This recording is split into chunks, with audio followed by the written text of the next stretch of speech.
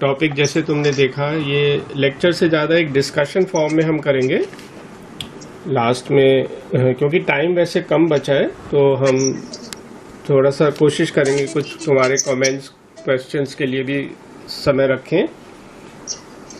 तो सबसे इम्पोर्टेंट बात यह है कि जब हमें पहले ये देखना है कि करियर ऑप्शंस किस तरीके के हैं और हमारे टैलेंट से और इंटरेस्ट से मैच करें। हमें करियर को इसलिए नहीं चुनना है कि फैमिली प्रेशर है किसी पर्टिकुलर चॉइस के लिए, और लिमिटेड इंफॉर्मेशन के बेस पे नहीं करना है। तो मैं इस लेक्चर में 5 चीज़ें कवर करूँगा। पहले कि किस किस तरह के कैरियर्स आज अवेलेबल हैं, उनकी कैटेगरीज क्या हैं और कौन सी टैलेंट से वो मैच करते हैं। तो हमें अपनी टैलेंट और अपने स्ट्रॉन्ग पॉइंट्स पहचान के कैरियर चुनना चाहिए। फिर हम बात करेंगे हम कॉम्पिटिटिव एग्ज़ाम्स के लिए किस तरह से तैयारी की जाए, और उसके अलावा अगर कॉम्पिटिटिव एग्ज़ाम हमारा क्लियर नहीं होता है तो जो लोग वाइट कॉलर जॉब्स चाहते हैं, जो लेबर इंटेंसिव काम नहीं करना चाहते, उनके पास और ऑप्शंस कौन से हो सकते हैं, ये बहुत ही इम्पॉर्टेंट पॉइंट है। और हालांकि मैं एक्सपर्ट नहीं हूँ, मैं सबसे पहले कहना चाहूँगा कैरियर गाइडेंस में, लेकिन मैंने जो स्टूडेंट्स को पढ़ाते हुए 30 साल देखा, वो ज़्यादातर हमारे स्टूडेंट्स भी कॉम्पिटिटिव एग्ज़ाम्स दिल्ली यूनिवर्सिटी में करना चाहते हैं, लेकिन उनको मैंने एक आध गैप देखा उनकी तैयारी में, तो वो मैं हाईलाइट करना चाहूँगा। और लास्ट में कुछ जनरल टिप्स पर हम बात करेंगे पर्सनालिटी डेवलपमेंट रिलेटेड, और जीवन का बड़ा लक्ष्य वैसे क्या होना चाहिए, करियर के अलावा अच्छा जीवन क्या होता है, उसके बारे में बहुत छोटी सी बात करके फिर तुम्हारे क्वेश्चंस लेंगे। तो सबसे पहले हम देखते हैं हमें कौन कौन से आज करियर चॉइसेस अवेलेबल हैं और हमारे किन टैलेंट से मैच करते हैं।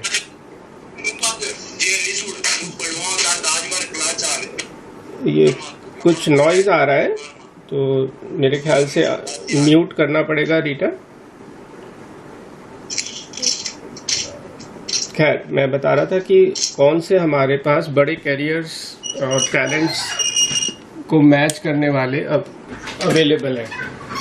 देखो, कुछ लोग होते हैं जो पढ़ाई लिखाई में बहुत अच्छे होते हैं, तो उनके लिए इंजीनियरिंग, मेडिकल, आईएएस, एमबीए, इनके कॉम्पिटिटिव एग्ज़ाम्स देना एक बिल्कुल वाजिब चॉइस है, क्योंकि और ये सबसे प्रेस्टिजियस कैरियर्स हैं, सबसे सिक्योर कैरियर्स हैं।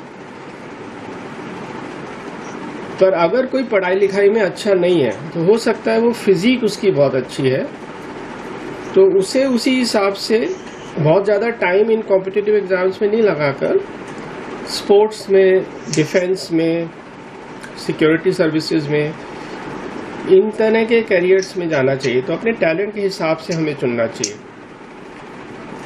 इसी तरह से कुछ लोगों की आर्टिस्टिक क्रिएटिविटी होती है जो पढ़ाई लिखाई में अच्छे नहीं है। हमारे रिलेशन में ही एक बिटिया है जो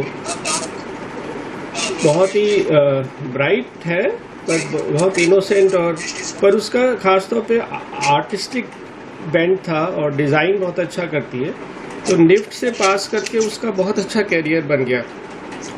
तो अपनी इस तरह की टैलेंट को पहचान कर हमें कैरियर चुनना चाहिए। एक चौथी कैटेगरी होती है टैलेंट की। कुछ लोग बहुत केयरिंग और सोशल वर्क बहुत अच्छा कर सकते हैं, और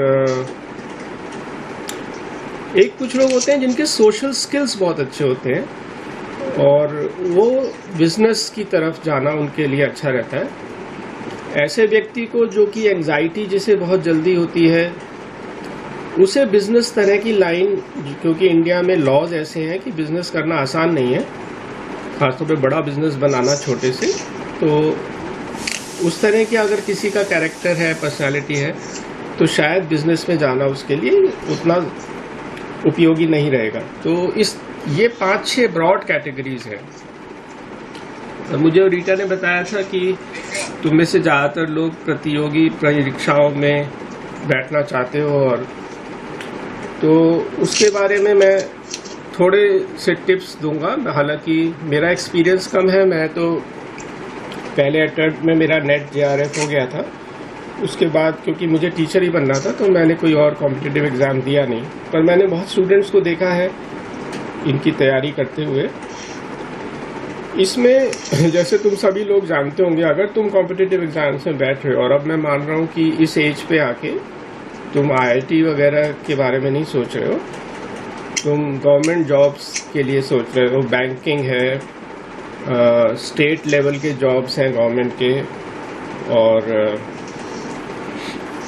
इसके अलावा डिफेंस वगैरह में हैं, तो इनके लिए सबसे इम्पॉर्टेंट है कि तुम्हें बहुत ज़्यादा पढ़ाई करनी है, बहुत मेहनत से पढ़ाई करनी है। तो मैं मान के चलता हूँ कि तुमने अपने आप में ये कैपेसिटी चेक कर ली है। कम से कम 6 घंटे रोज, हो सके तो 10 घंटे तक बहुत मन लगा के पढ़ना, प्लानिंग के साथ पढ़ना, और उसकी रिवीजन बहुत इम्पॉर्टेंट होती है। क्योंकि ये जो हमारे कॉम्पिटिटिव एग्जाम्स हैं, इनमें ज़्यादातर 3 चीज़ें चेक कर रहे हैं। एक तो रिकॉल, तुम्हारा स्मरण शक्ति कितनी है, मल्टीपल चॉइस क्वेश्चंस में मेनली वही चेक होता है, थोड़ा सा रीजनिंग भी होता है। फिर कुछ एग्जाम्स में जो हायर लेवल के हैं जैसे IAS, उनमें राइटिंग स्किल मेंस पेपर में चेक होती है। और फिर 3rd लेवल पर इंटरव्यू में मेनली चेक होता है कि तुम्हारी कितनी प्लीजिंग पर्सनालिटी है और कम्युनिकेशन स्किल कैसा है। तो ये मेनली कॉम्पिटिटिव एग्जाम्स में स्किल्स चाहिए, और इनमें बैठने से पहले थोड़ा सा तुम्हें जरूर जज कर लेना चाहिए, क्योंकि इसमें 5-6 लाख बच्चे तो खाली IAS में बैठते हैं। SSC वगैरह में मेरे ख्याल से कुल मिला के 30-40 लाख बच्चे बैठते हैं एक अटेम्प्ट में। तो हमें ज़रूर शुरू में चेक कर लेना चाहिए कि ये बहुत टफ कंपटीशन है। हमारा कट ऑफ लेवल अगर मिडिल तक आ रहा है, कुछ मॉक टेस्ट करके तुम चेक कर सकते हो, तभी इसमें पढ़ना चाहिए। वरना बहुत ज़्यादा कई बच्चे टाइम वेस्ट कर देते हैं। या तुम तब कर सकते हो, इसके साथ साथ तुम कोई और जॉब कर रहे हो तो ज़रूर अपनी तैयारी करते हो और इसको समय दे सकते हो।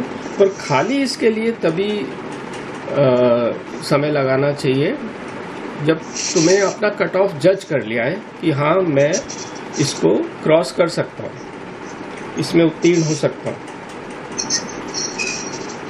तो वो सबसे मॉक टेस्ट से तुम्हें आइडिया हो जाएगा। अगर तुम्हें जज हो रहा है कि हाँ मेरे रीच में है, हाँ ये मैं और जोड़ना चाहूँगा कि बहुत ज़्यादा इंटेलिजेंट होना ज़रूरी नहीं है, बहुत जीनियस होना ज़रूरी नहीं है कॉम्पिटिटिव एग्ज़ाम्स के लिए। वो तो रिसर्चर्स वगैरह होते हैं, लेकिन पेशेंस के साथ मेहनत कर पाओ ये बहुत ज़रूरी है, और एक एवरेज इंटेलिजेंस ज़रूर होना चाहिए।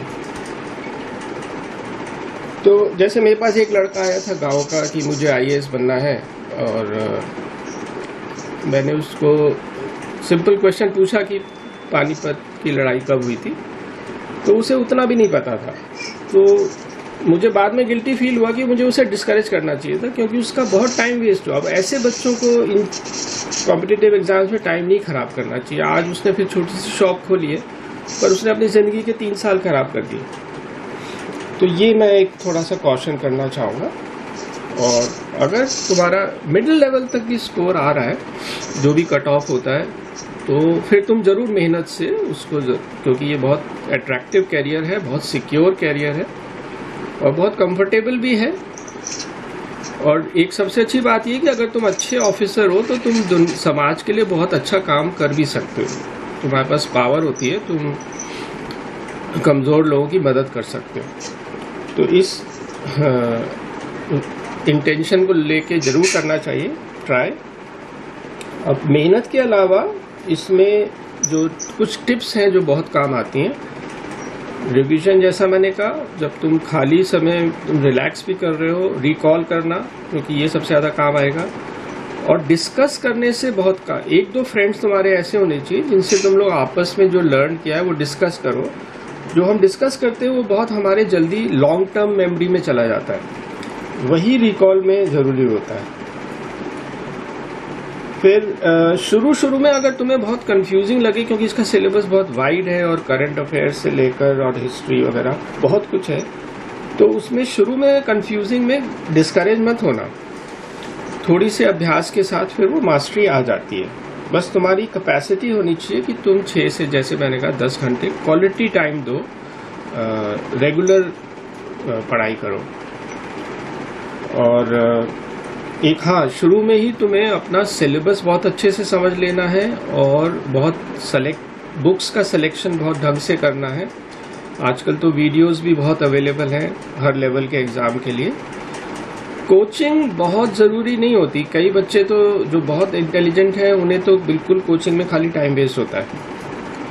लेकिन अगर तुम बहुत ज़्यादा कॉन्फिडेंट नहीं हो तो तुम्हें थोड़ी सी कोचिंग ज़रूर लेनी चाहिए, क्योंकि उससे उस माहौल में बहुत सारे टिप्स मिल जाते हैं। पर अगर तुम्हारी अपनी विल पावर है और तुम सेल्फ डिसिप्लिन्ड हो, तुम्हें कोचिंग की ज़्यादा ज़रूरत नहीं पड़ेगी। उसमें खर्चा भी बचता है। और जब तुम एग्ज़ाम में रूम में बैठे होते हो, ये तो है ऑब्वियस है कि थोड़ा सा तुम्हें नर्वसनेस नहीं रखना है। थोड़ा बहुत तो होता है, पर ज़्यादा नर्वसनेस से परफॉर्मेंस ख़राब होती है। तो वो तुम्हें एक कैपेसिटी डेवलप करनी है। रिलैक्स्ड रहो। रिजल्ट के कभी आता है, कभी नहीं आता। गीता में हमारे जैसे निष्काम कर्म के बारे में कहा है, वो एटीट्यूड अगर हमारे अंदर आ जाए तो हम थोड़े नर्वस कम होते हैं। तो उसके अलावा जब एक दो चीज़ें जो बहुत काम आती हैं, जो तुम्हें बहुत डिफ़िकल्ट क्वेश्चन लग रहे हैं उन पर बहुत ज़्यादा टाइम मत खराब करो। पहले सारे जो तुम कर सकते हो उन सबको कर लो। और फिर क्योंकि ये जैसे मेरे साथ ही एक बार हुआ था, मैं जब मैथ्स का एग्ज़ाम दे रहा था, उसमें फर्स्ट क्वेश्चन ही बहुत डिफ़िकल्ट था 10th में, तो मैंने उस पर बहुत टाइम लगा दिया। तो मेरा जो वो बाकी सब पेपर बहुत ही सिंपल था, तो समय ख़राब हो। तो ये टाइम मैनेजमेंट बहुत इम्पॉर्टेंट है किसी भी एग्ज़ाम में।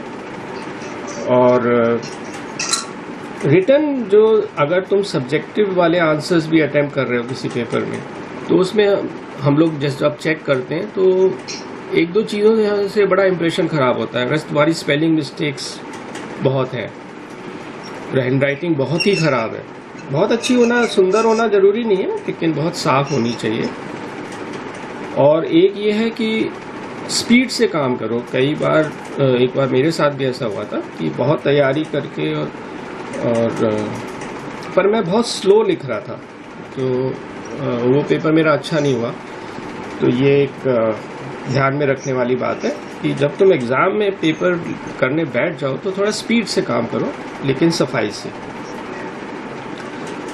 एक जो सब्जेक्टिव आंसर्स होते हैं उनका इंट्रोडक्शन कैसे बनाया जाए, कई बार उसमें हम लोग वही लाइनें सबसे इम्पोर्टेंट होती हैं, वो थोड़ा सा सुंदर हो तो बड़ा अच्छा इंप्रेशन पड़ता है पढ़ने वाले पर।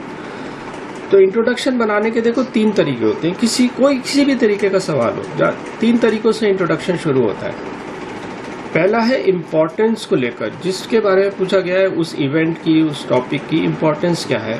समझ लो फ्रेंच रेवोल्यूशन पे क्वेश्चन आया है या इंडियन कॉन्स्टिट्यूशन पे क्वेश्चन आया है, तो उसकी इम्पोर्टेंस से शुरू किया जाए कि भारत का संविधान दुनिया के प्रजातांत्रिक राष्ट्रों में भी एक अद्वितीय अनोखा संविधान है। इसकी इस तरह से तो पहले हमने इम्पोर्टेंस बता दिया। और एक और तरीका होता है इंट्रोडक्शन स्टार्ट करने का, पृष्ठभूमि से स्टार्ट किया जाए।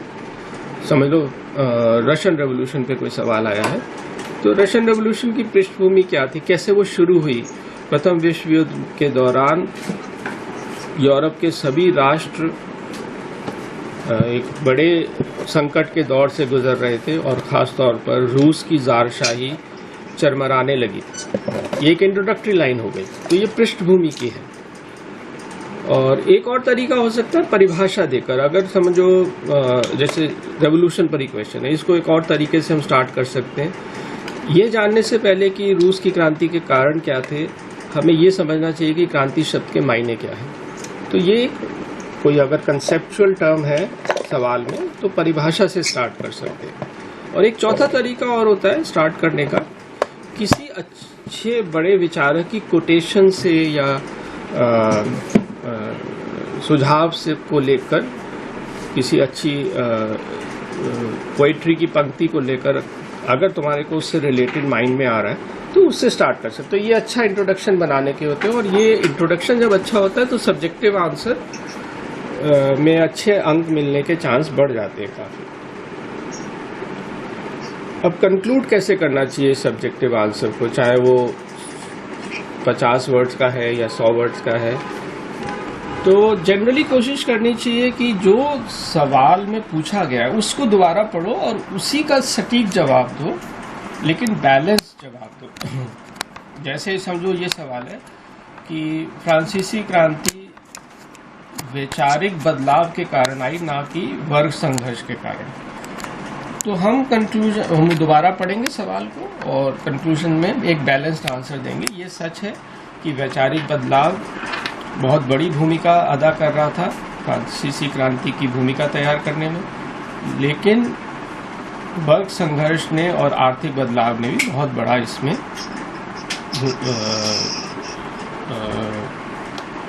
रोल प्ले किया या भूमिका अदा की, जैसा हमने ऊपर देखा। तो ये कंक्लूजन। आजकल तो टीवी एंकर्स वगैरह बन सकते हैं अगर अच्छा बोल सकते हो, और एंकर ना भी बनो, टीवी के पीछे का भी बहुत काम होता है, एडिटिंग का, कैमरा वर्क और ग्राउंड रिपोर्टिंग। अब यहाँ भी मैं तुम्हें एग्जांपल देता हूँ, ग्राउंड रिपोर्टिंग में बहुत स्कोप है, क्योंकि एडवेंचर रिपोर्टिंग बहुत कम लोग कर पाते हैं। जैसे एक उदाहरण मैं देता हूँ कि थोड़ा सा हमारा परिचय है। बिहार के एक पत्रकार हैं, वो बहुत जूनियर पोजीशन पे थे टाइम्स ऑफ इंडिया में, लेकिन उन्होंने शहाबुद्दीन वहाँ का जो डॉन है उसका इंटरव्यू एक बार कर लिया हिम्मत करके। उसके घर पहुँच गया और शहाबुद्दीन भी मूड में थे, उन्होंने इंटरव्यू दे दिया। तो उसके बाद वो इतना फेमस हो गया। तो थोड़ा सा एडवेंचर जो कर लेते हैं, चाहे वो शुरू में बहुत उनको फ्रंट पे आने के लिए टीवी में जगह ना मिले, लेकिन इस तरह से बना लेते हैं। तो ये जर्नलिज्म लाइन है, लॉयर का स्कोप है, और एक एजुकेटेड पर्सन के लिए बहुत बड़ी जो लाइन है, बहुत बड़ी लाइन जिसमें जॉब्स इतने टफ नहीं है, वो है टीचिंग। और टीचिंग अगर गवर्नमेंट जॉब ना भी मिले तो प्राइवेट स्कूल्स तो हैं ही, इसके अलावा अपनी ट्यूशन का लिमिटलेस स्कोप है। जो आदमी थोड़ी सी मेहनत करके 10-12 की मैथ्स और साइंस की मास्टरी कर ले तो बहुत अच्छा कमा रहे हैं, खासतौर पे बड़े शहरों में।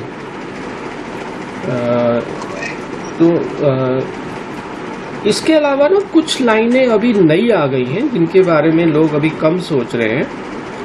एक तो अगर तुम थोड़ा सा कंप्यूटर फेमिलियरिटी बढ़ा लो तो ऑनलाइन घर बैठे बहुत कुछ कमा सकते हैं। कोडिंग सीख लो अगर थोड़ी, वो बच्चे भी सीख जाते हैं, बहुत मुश्किल चीज़ नहीं, उसके लिए साइंस नहीं चाहिए, मैथ्स नहीं चाहिए। तो एप्स बनाने का काम है, वेबसाइट में बड़ी बड़ी कंपनियों की वेबसाइट मेंटेनेंस का बहुत बड़ा काम है। आजकल क्लाउड कंप्यूटिंग बहुत बड़ा एक कैरियर बनने जा रहा है। कॉल सेंटर्स के तो खैर जॉब्स हैं ही, लेकिन वो क्योंकि उनकी शिफ्ट्स ऐसी होती हैं तो वो बहुत अट्रैक्टिव नहीं है, पर वो बहुत अवेलेबल हैं बड़े शहरों में, और मेरे ख्याल से अब छोटे शहरों में भी आने लगे हैं। तो ये और नए जॉब्स में एक और लाइन है एड्यूटेनमेंट। अब तो तुम्हें पता होगा OTT प्लेटफॉर्म्स आ गए हैं, नेटफ्लिक्स वगैरह, और इसके अलावा कुछ एजुकेशनल चैनल्स, डिस्कवरी वगैरह हैं जिनके लिए काफ़ी काम और अच्छा पेमेंट मिलता है। तो इनमें एडिटिंग का काम होता है और राइटिंग का काम है, वॉइस ओवर का काम है, बहुत सारे इससे। अब ये वाले जो काम है इन सब में तुम्हें कोई ना कोई सबसे पहले डिप्लोमा लेना है। डिप्लोमा इग्नू से बहुत सारे मिल जाते हैं, इसके अलावा भी बहुत सारे और प्लेटफॉर्म्स हैं। कोई ना कोई डिप्लोमा ले लो और कोशिश करो कि फॉरेन मार्केट के लिए भी काम करो, वहाँ से बहुत अच्छी रिटर्न मिलती है। तो एक हेल्थ केयर बहुत बड़ा एक ग्रो करने वाला है। अब इसमें खाली डॉक्टर्स और नर्सेज ही नहीं चाहिए होते, केमिस्ट, वार्ड बॉयज़ और फिजियोथेरेपिस्ट, और इनकी फॉरेन में भी बहुत ज़्यादा डिमांड है और बहुत अच्छी सैलरीज मिलती हैं।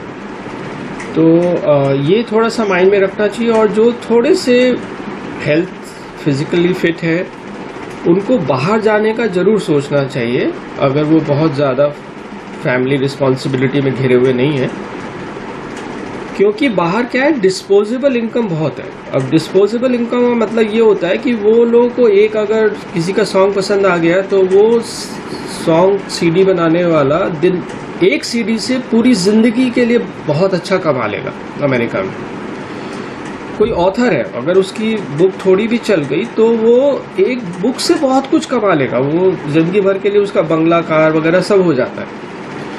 तो ये डिस्पोजेबल इनकम की वजह से होता है, क्योंकि वो लोग इजी मनी है, उनके पास इतना है, उन्हें कुछ चीज़ पसंद आ जाती है तो बहुत पैसा देने को तैयार होते हैं। वो लेक्चर अटेंड करने जाते हैं, उसके लिए हज़ारों डॉलर के, $1000 मतलब करीब 70,000 रुपया के टिकट खरीदते हैं।